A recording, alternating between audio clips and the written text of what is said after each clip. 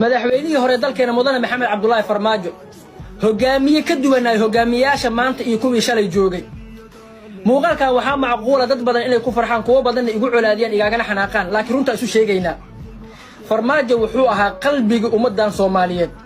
hogaamiyaha saxda ah ee dalkeena soo marana farmaajo ahaa nin maqan illa tabana waxay ceebtiisa tahay nin joogo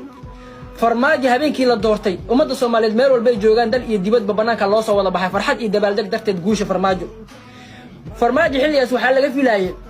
hanaanka iyo systemka iyo maamulka dawladnimo inuu toosin doono tiina waa dhacday waxa uu soo dhistay xukuumad tayo sare leh ee rag aqoon-yahano ay ka buuxeen dalkaana wada wanaagsan ku jiheeyay ciidanka qalabka sida ee kala duwanna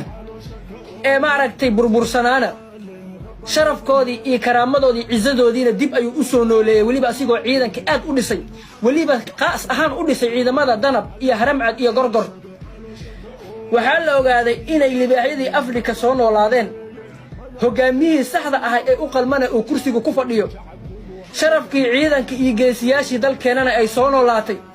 ayadoo waliba wadamada geeska Afrika ay ilgaaran ugu haayeen musharaxiintii farmaajo ka soo horjeeday ee mucaaradka ahaa markay arkeen systemka ay wax ku maamuli jireen system ka duwan inuu farmaajo la yimid waxay dhaheen ninkan farmaajo ah dadku way jecel yihiin sidee dadka ku nacsiin karnaa waxay magaalada soo galiyeen hadallada kala ah ninkan farmaajo ah waa majnuun waa sixiroole farmaajo waa dictator sababtay saas u dhaheen wax kala ma aha systemka ayaga ay wax ku maamuli jireen system ka duwan ayuu farmaajo wax ku maamulay ciidankii lacagihii ay qaadan jireen bay akoona laga dhigay ebalba iyadoo marka hore saraakiishooda lacagaha kaash ahaan loogu dhiibi jiray lacagahoodana lees dawa marin jiray dalkan farmaajo ma uusan dhicin qubuurtiina ma faagan dadkana ma barakicinin guryahan ummadda kuma duminin hantidii dalkan taalay farmaajo way ka badbaaday hogaamiye intaas isku darsada markii la arkay waxaa la dhahay nin waalna wadankii qabtay waa majnuun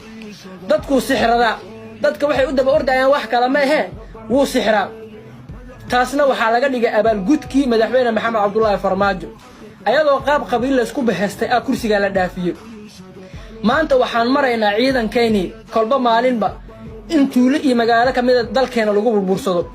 hanaankoodii iyo sharafkii iyo karaamadii iyo ciidadii ay lahaayeen maanta ciidankeeni in dhulkaas la geliyay ee maalin walbana duurkaas ay ku dayacayihiin iyo habeen walba ciidankina wax u damqada lawaa laakiin waxaa rajaynaynaa 2026 insha Allah dalkan inuu ku soo noqon doono hogaamiyahaas maxamed cabdullaahi farmaajo oo ah qalbiga ummadan Soomaaliyeed iyo dalkan Soomaaliyaba qabka iyo sharafka iyo karaamada dalkeenana wuxuu ku jiraa maxamed cabdullaahi farmaajo inuu kursigaas ku soo noqdo qoliyaha maanta joogana baranay horena u soo aragnay laakiin kursiga qabyaalada ku soo fuuleen waxaa rajaynaynaa hogaamiyaha saxda ah inuu dalka dib ugu soo laaban doono ama ku farax ama ku xanaaq waa ku